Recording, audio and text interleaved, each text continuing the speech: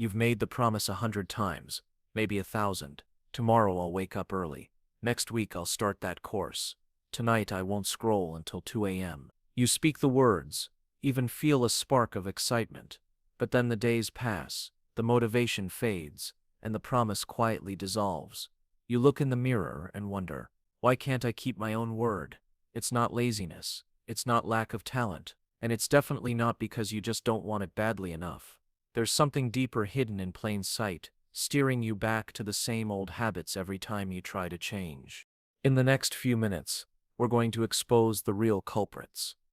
They're subtle, sneaky, and nowhere near the surface level advice you've heard before. Think of them as silent agreements your brain made long ago. Agreements that feel safe but quietly sabotage every new commitment you set. By the end of this video, you'll understand why your willpower keeps running out, why tiny slips feel catastrophic, and why the comfort of familiar pain can feel safer than untested progress. Most important, you'll see how small shifts made with insight instead of sheer force can finally turn a fragile promise into a lasting reality. So if you're tired of the guilt, the self-doubt, and the endless cycle of "I'll start over Monday," stay right here. The truth you're about to hear might sting for a moment, but it could save you years of frustration and unlock the version of you who keeps promises not just to others but to yourself. Ready? Let's dive in. Something strange happens the moment you set a personal goal. You feel that familiar rush, motivation bubbling, determination lighting up every corner of your mind. You think, this time will be different. Yet, under the surface, another voice whispers, different? But this isn't who we are. You barely hear it, but your brain does. And that quiet resistance is often all it takes to unravel your best-laid plans. Because when a promise to yourself collides with the bedrock of your self-identity, the identity nearly always wins. Self-identity is the story you tell about who you are, etched by years of experience, feedback, and self-talk. It's the mental shortcut that lets your brain decide, in microseconds, what's consistent with you and what feels foreign. If you've carried the label procrastinator since school, or all or nothing since your first diet, those labels settle into your neural wiring like names carved into wet cement. They harden. Every new goal is measured against them. Try to wake up at dawn when your identity says night owl, and the inner conflict begins before the alarm even rings. Neuroscientists call this identity defense a way to conserve energy. Your brain likes predictability. It burns fewer calories when life stays within its known parameters. A new promise threatens that efficiency. It demands new routines, new thought patterns, new neural pathways. Your brain, ever the frugal organ, quietly weighs the cost and often decides, let's stick to what we know. That's why change feels exhausting even before you lift a finger. The fatigue isn't just physical, it's neurological friction, old pathways clashing with new ambitions.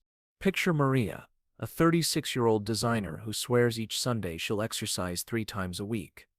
She buys leggings, sets reminders, tells friends.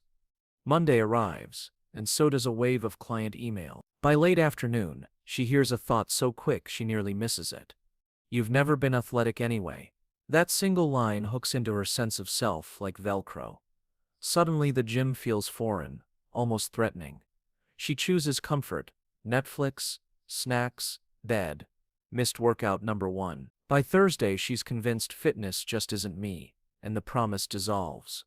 Not because Maria lacks discipline, but because her identity filter rejected gym-goer before she even grabbed her shoes. Identity sabotage often hides behind logical excuses. You tell yourself, I had a long day, or my schedule's crazy. Yet 2 people can face identical schedules, one sticks to the goal, and the other folds. The real difference, how tightly each person's identity clings to the old version of themselves. The stronger the attachment, the easier it is to find rational reasons to quit. The excuses are symptoms, the identity conflict is the disease. Ironically, identity can also sabotage through perfectionism. Let's say you secretly pride yourself on being the reliable one. You promise to write a page of your novel every night. On day 3, you're drained. Your sentences feel flat. Your perfectionist identity hisses. If you can't do it flawlessly, don't do it. You skip a night, then another, convinced you're preserving your standard. In reality, You've traded progress for the comfort of a label, staying reliable by avoiding imperfect effort. So how do you unhook from an identity that keeps you chained to the status quo?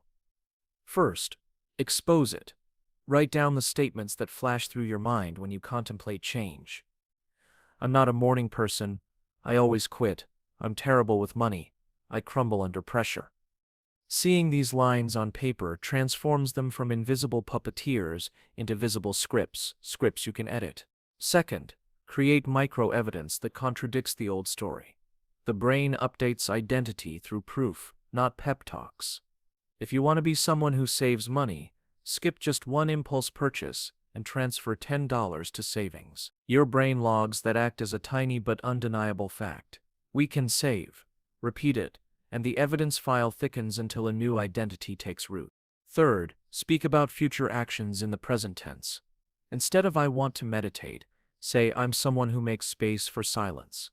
This isn't lying, it's priming. Research shows that framing a goal as part of current identity increases follow-through, because the brain strives for consistency between words and actions.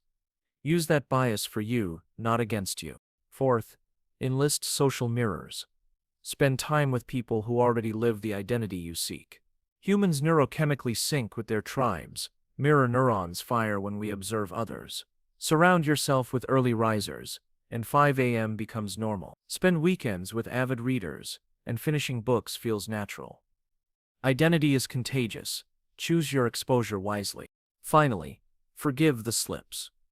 Every time the old identity drags you back, note it without judgment and restart the smallest actionable step. Each restart is more proof for your brain that the new identity is persistent, resilient, inevitable. Slip once, you're human, refuse to quit, and you're rewriting neural code. Understanding the hidden role of self-identity reframes broken promises. It's not that you can't stay disciplined, it's that your brain's loyalty lies with the identity you've rehearsed for years. Change the rehearsal, and the performance, your actions will follow. Now that you see the puppet strings, you can start cutting them one by one. But identity is just the first invisible anchor.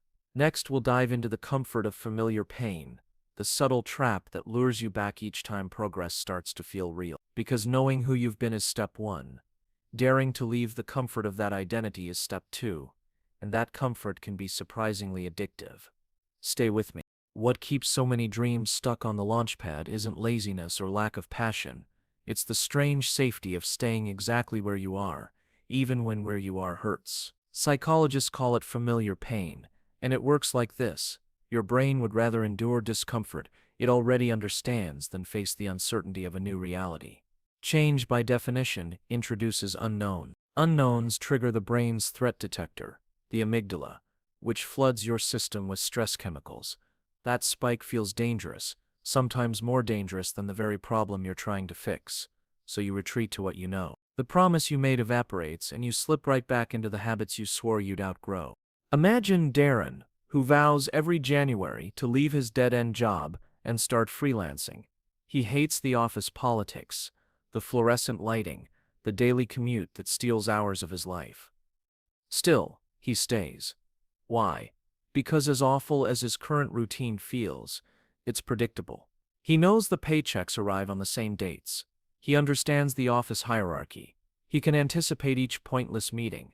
Freelancing, by contrast, means variable income, new skills, self-promotion, an unfamiliar landscape littered with potential failure. Darren's brain, scanning for threats, decides the known pain of stagnation is safer than the untested challenges of freedom. And like clockwork, the promise is broken by March. This dynamic explains why dieters abandon a meal plan the moment a stressful week hits.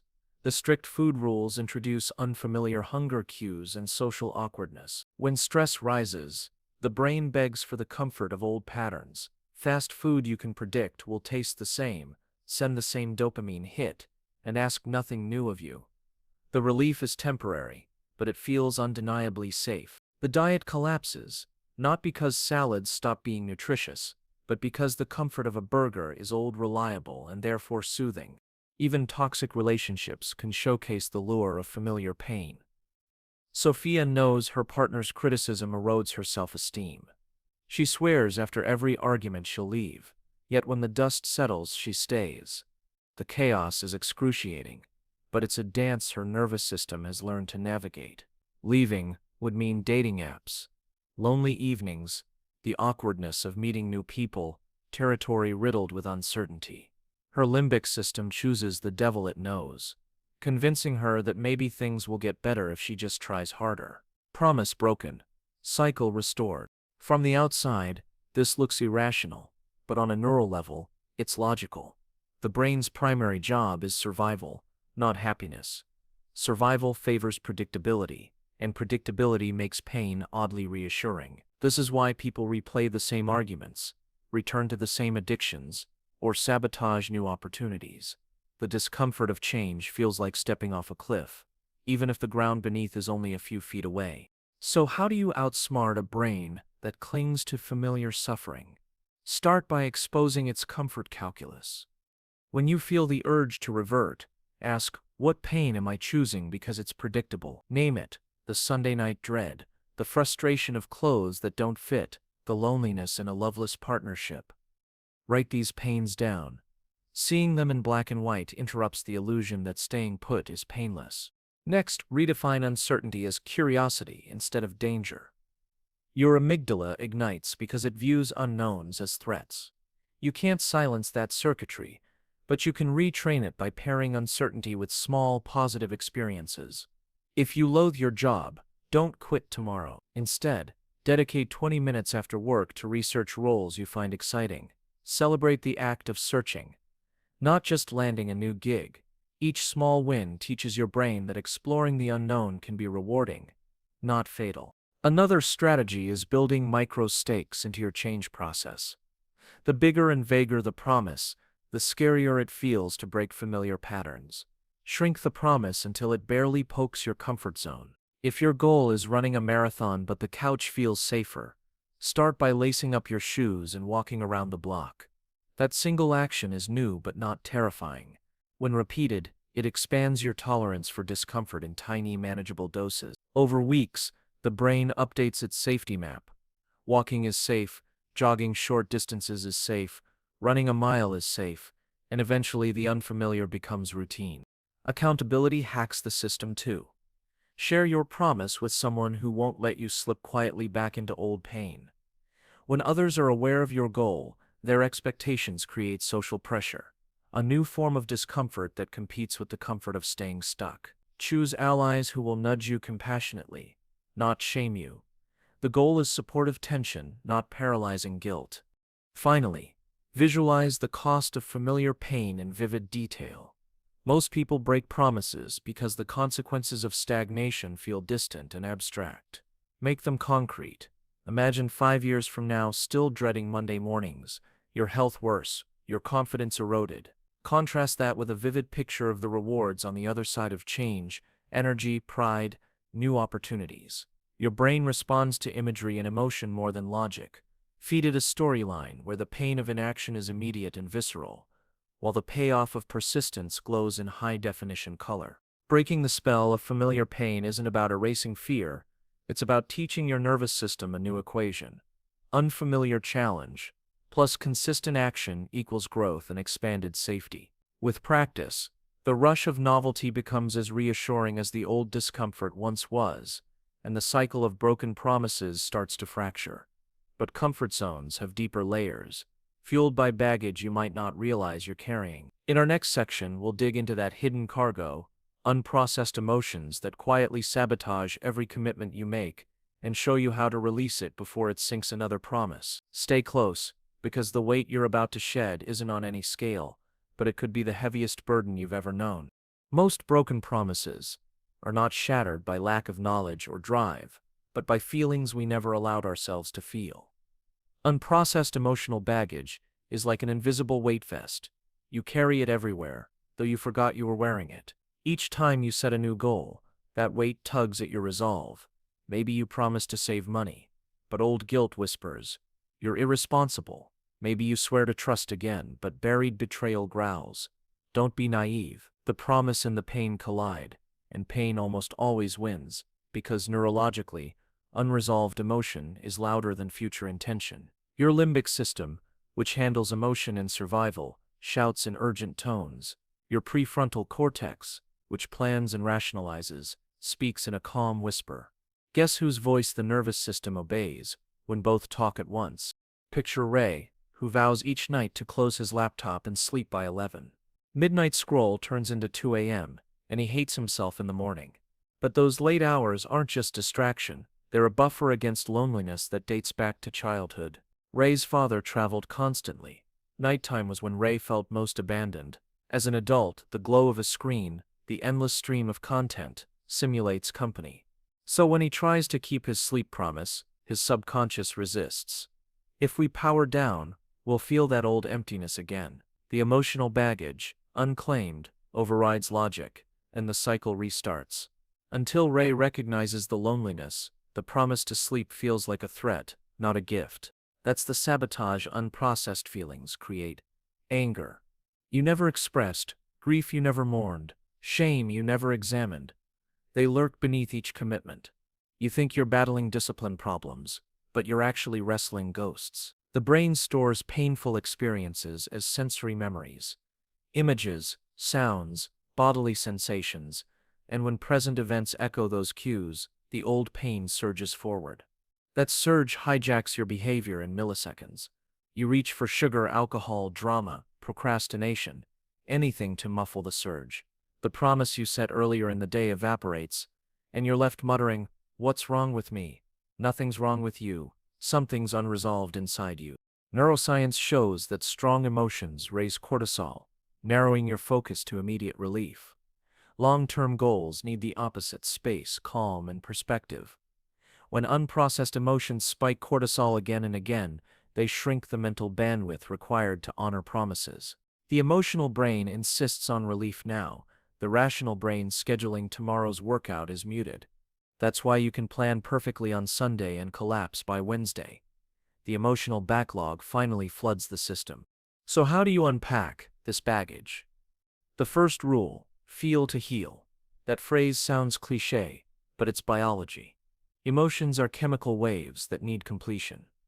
When you suppress them, they get stuck, replaying the unfinished cycle whenever a trigger appears. Allowing yourself to fully experience sadness, anger, fear, without judgment, lets the wave crest and recede. It's uncomfortable but temporary. Suppression is comfortable but permanent. Start small. Take 10 slow breaths, name the sensation in your body, and let it exist for 90 seconds. Research shows most emotional waves peak and fade in that window if we don't feed them stories. Second, translate feelings into language. Journaling isn't teenage melodrama, it's neurological alchemy. MRI studies reveal that naming an emotion, "I feel ashamed, I feel anxious," shifts activity from the amygdala to the prefrontal cortex, granting you more cognitive control. Write about a recent promise you broke, and list the emotions swirling beneath that moment. You might discover the binge spend wasn't about greed, but about worthlessness. After a stressful call with your boss, that clarity reduces self-blame and opens space for solution. Third, give your baggage a structured outlet. Therapy, support groups, or even voice memo rants in your car create a container for expression, preventing emotions from bleeding into unrelated promises. Think of it like draining a swollen river into designated channels so it doesn't flood the town. The promise to eat healthy, for example, stands a better chance when anger at your sibling is released in therapy instead of stuffed down and soothed with cookies at midnight. Fourth, practice micro-forgiveness. Often we break promises because we're stuck resenting ourselves or others. Each resentment is unfinished emotional business. Forgiveness isn't about excusing harm, it's about releasing your nervous system from the perpetual stress loop. Start with a 5-minute practice. Breathe, recall the person, including yourself, you resent, and imagine handing back the emotional weight you've carried.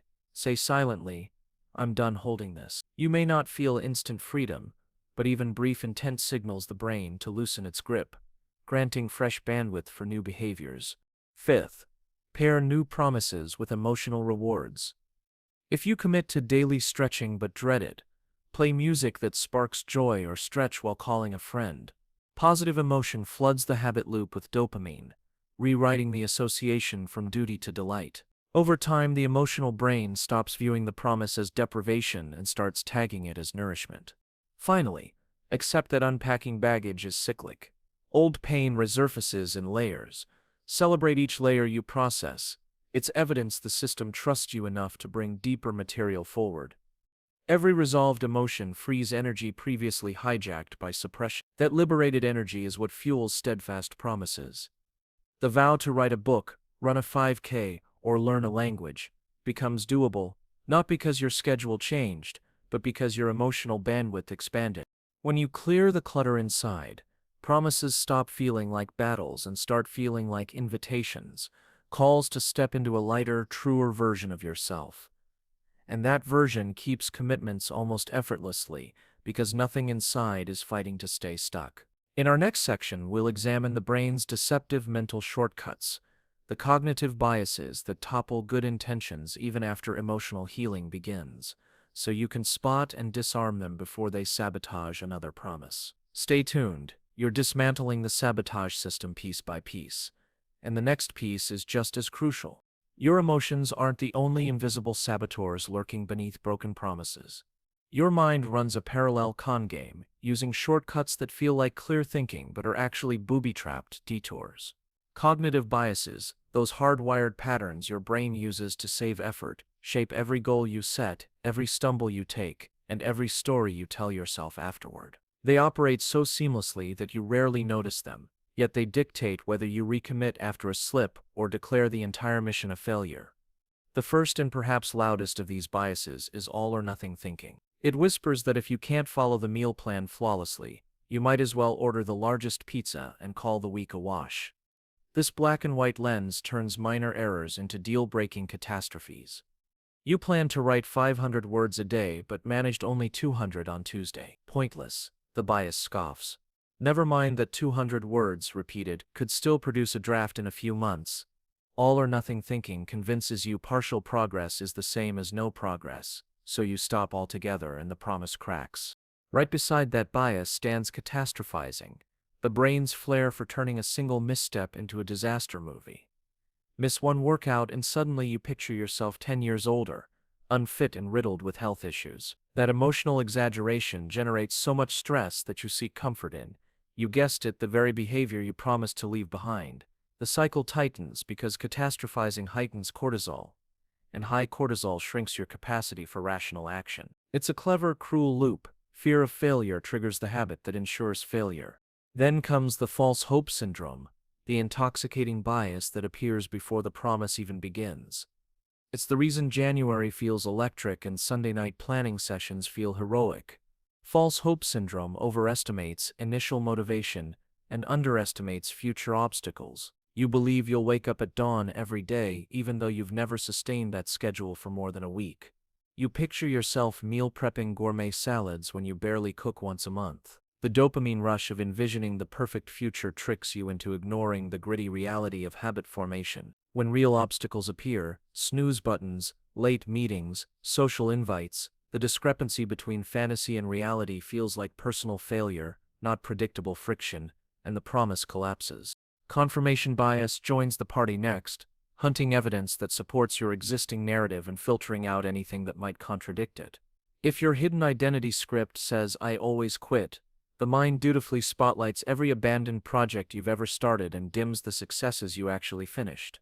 You replay the memory of dropping out of Spanish lessons but forget that you faithfully trained for and completed a 10K 5 years ago. The more you notice quitting, the more certain quitting feels inevitable, and the promise withers under the weight of your own selective memory.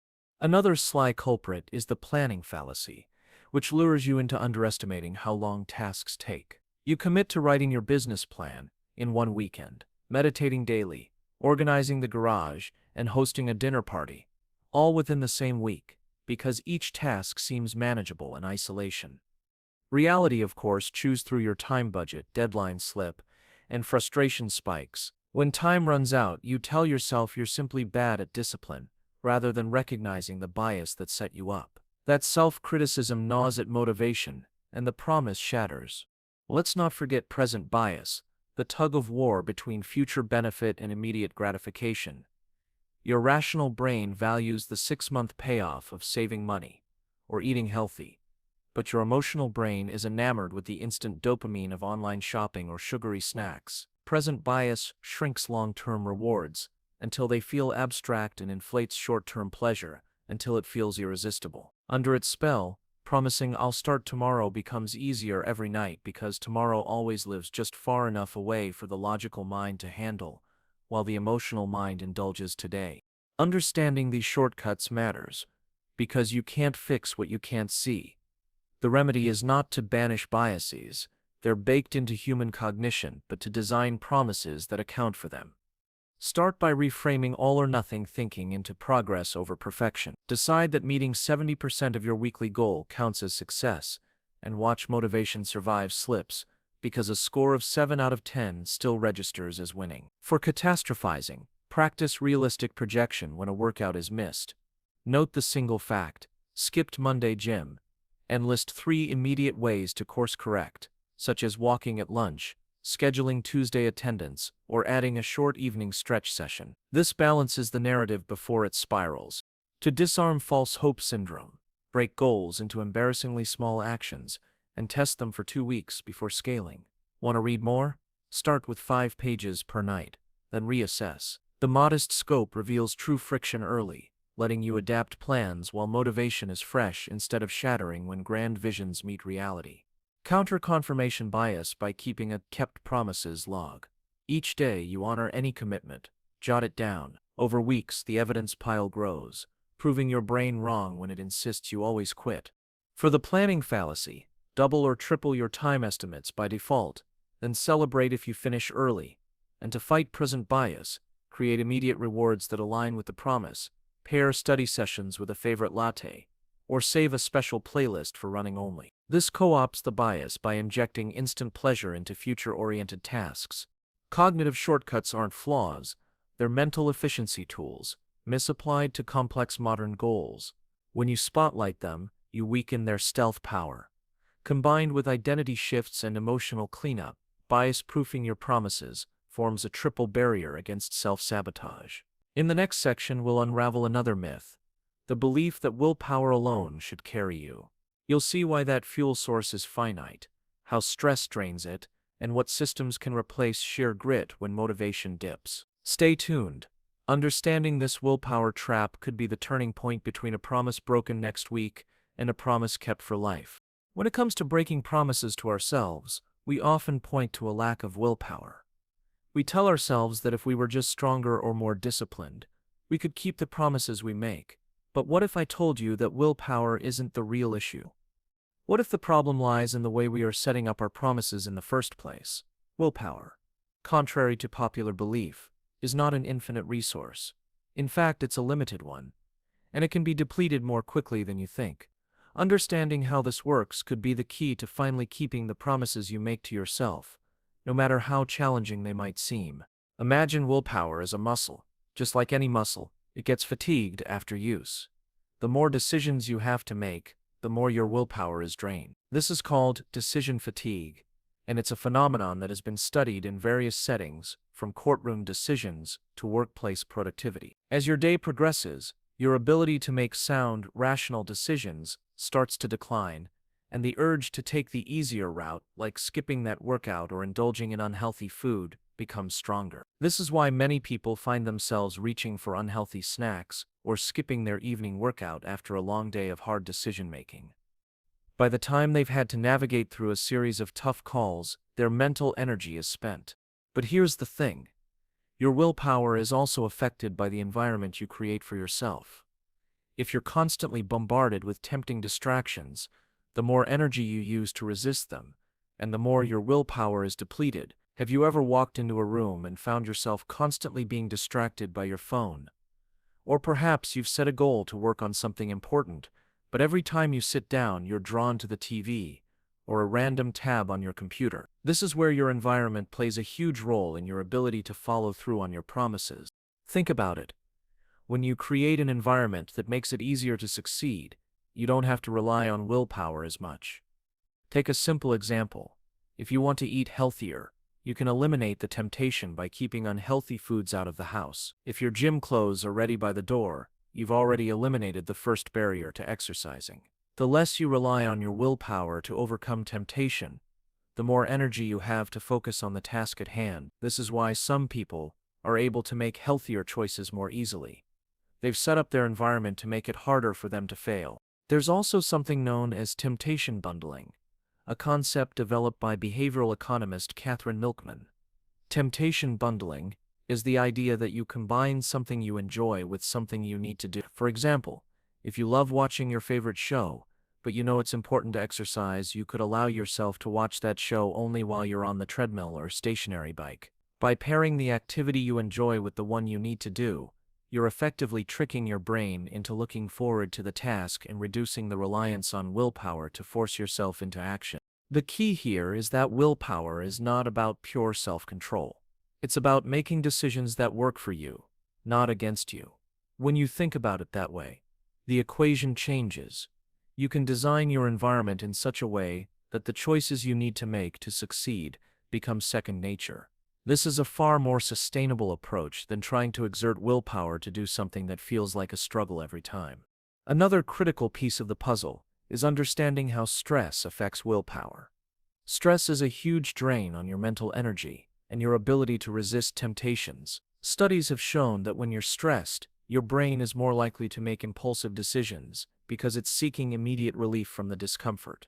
When you're under stress, your brain defaults to survival mode, and short-term gratification, like indulging in a sugary snack or skipping a workout, becomes a way of coping with that stress. This is why it's so hard to keep promises to ourselves when we're under pressure. The stress we experience takes away our ability to make long-term decisions, and instead we're left making choices that offer instant relief, even if they ultimately sabotage our goals. So how do we combat this? One solution is to practice stress management techniques that help restore our mental energy. Meditation, deep breathing, yoga, and even just taking a short walk can all help lower stress levels and recharge your willpower. When you're less stressed, you're better able to focus on your goals and avoid the temptations that would otherwise derail you. This is where building small, consistent habits becomes crucial. Instead of relying on willpower to take large leaps forward, you focus on creating small wins that don't require a huge amount of mental energy to execute. These small habits are the foundation of long-term success. Additionally, another reason you might be breaking promises to yourself is because of the way you frame your goals. If your promises are vague or lack structure, they are much harder to keep. Vague resolutions like "I want to be healthier" or "I'll work on my project" are too broad and can feel overwhelming. But if you break those resolutions down into clear, actionable steps, they become much more manageable. For example, instead of saying "I want to be healthier," set specific goals, like "I will eat 5 servings of vegetables every day," or "I will walk 30 minutes after dinner." These clear goals give you something concrete to strive toward, and they're far easier to accomplish than a broad, abstract wish. This is where planning comes in. One of the best ways to set yourself up for success is to plan ahead. If you know you're going to be busy, prepare your meals ahead of time so that you don't have to rely on willpower to make healthy choices when you're hungry and tired. If you have a busy day and won't have time to exercise, schedule a shorter workout that still counts. The more you plan ahead and set realistic, specific goals, the easier it becomes to stick to them. It's also essential to recognize that self-compassion plays a crucial role in keeping promises to yourself. We tend to be our own harshest critics, and when we make a mistake or break a promise, we often spiral into negative self-talk. This negative inner dialogue makes it harder to get back on track, as it lowers our motivation and self-esteem. Instead of berating yourself for breaking a promise, practice self-compassion. Recognize that setbacks are a natural part of the process, and that they don't define you. By treating yourself with kindness and understanding, you create an environment where success feels more achievable and less daunting. So if you're finding it hard to keep promises to yourself, remember this: it's not about trying to summon endless willpower. It's about designing an environment where success is inevitable.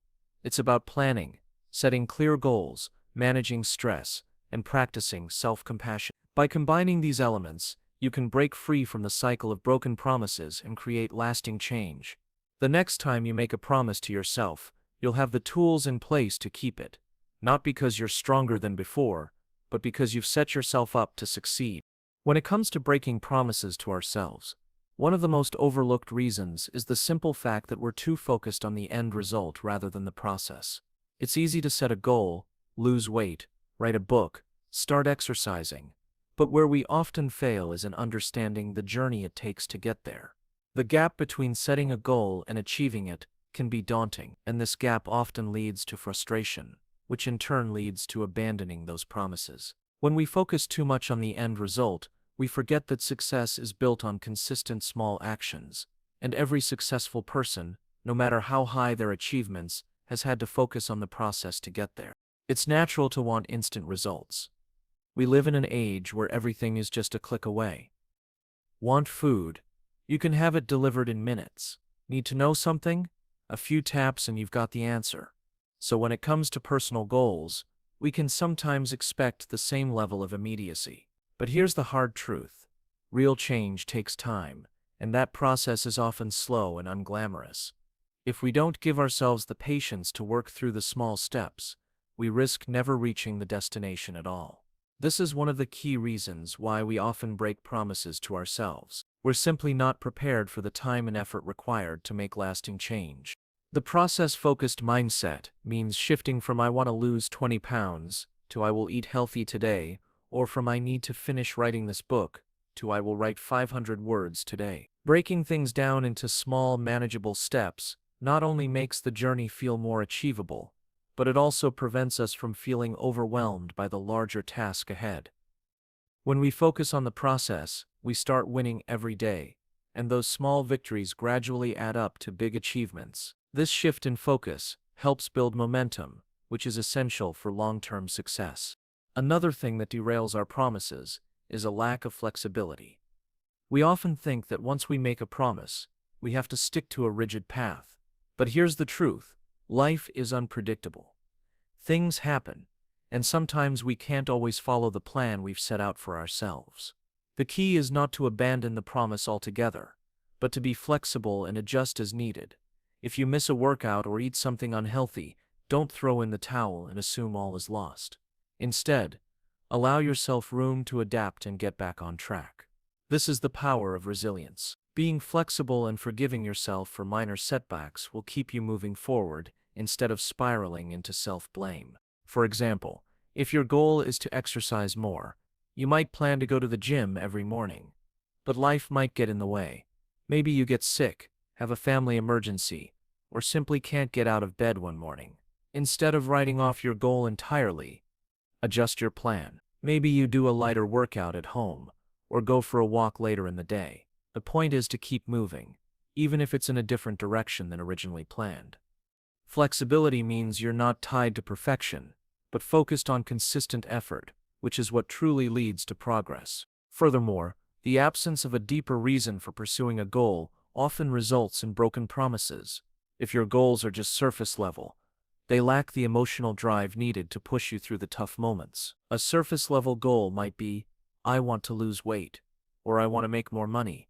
While these goals are good, they lack the personal connection that makes them compelling enough to keep going when the going gets tough. To truly keep a promise to yourself, you need to ask why that goal is important to you.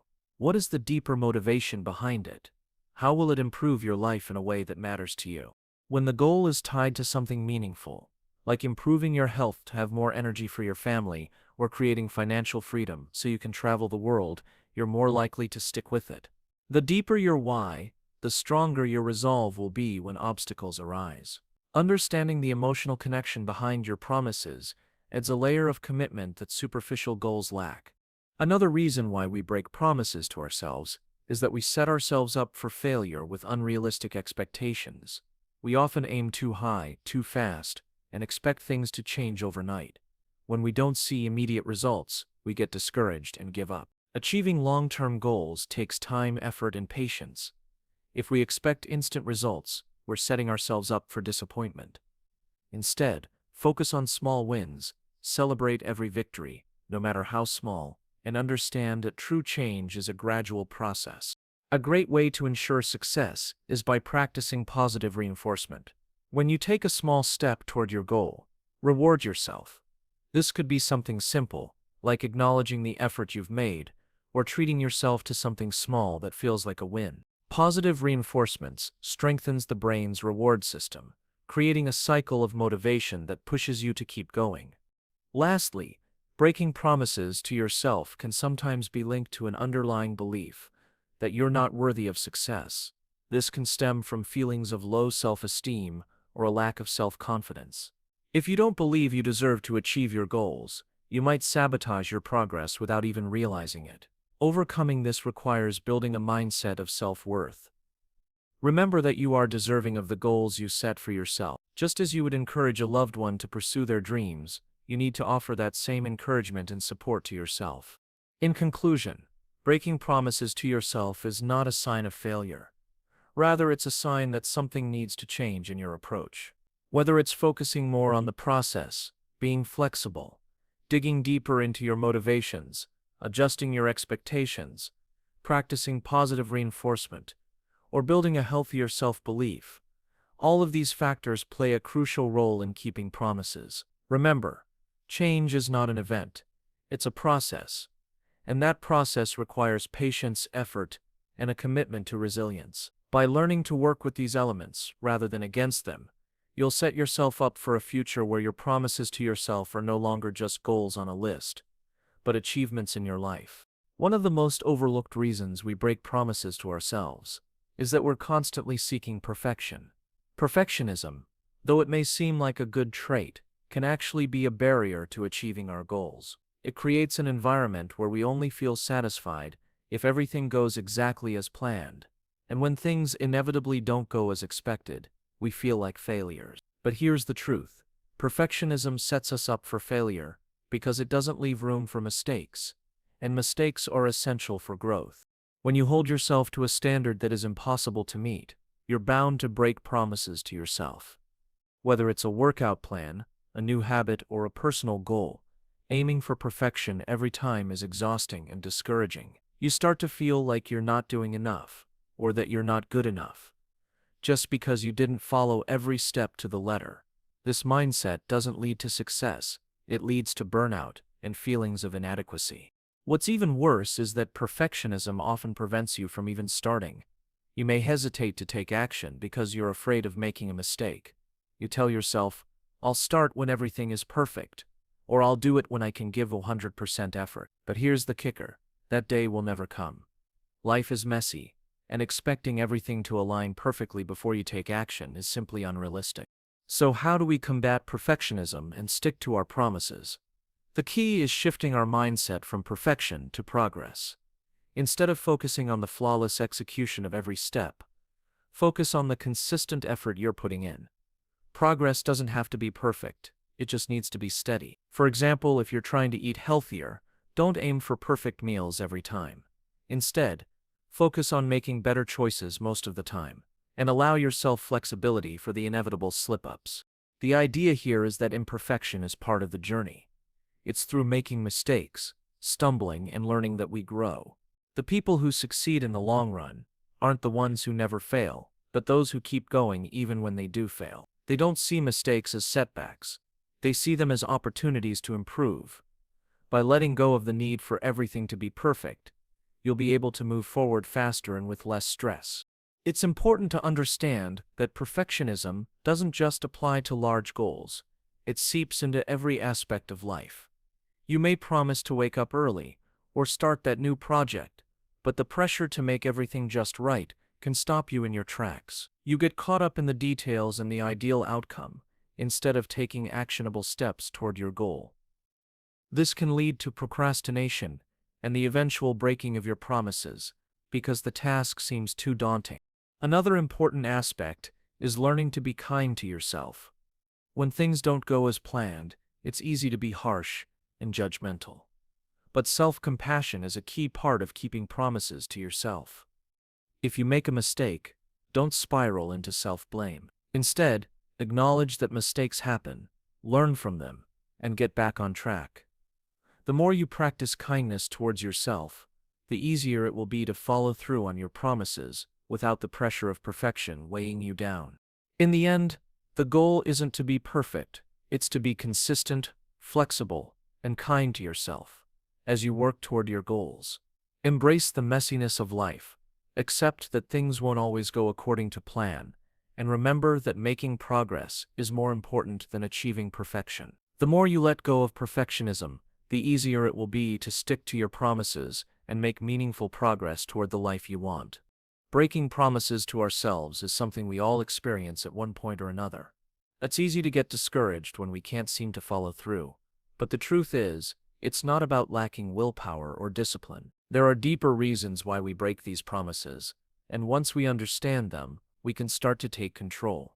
Perfectionism, unrealistic expectations, fear of failure, and emotional exhaustion are just some of the things that hold us back. The key is recognizing these patterns and learning to embrace a more compassionate, realistic approach to our goals. The first step is to accept that it's okay to make mistakes.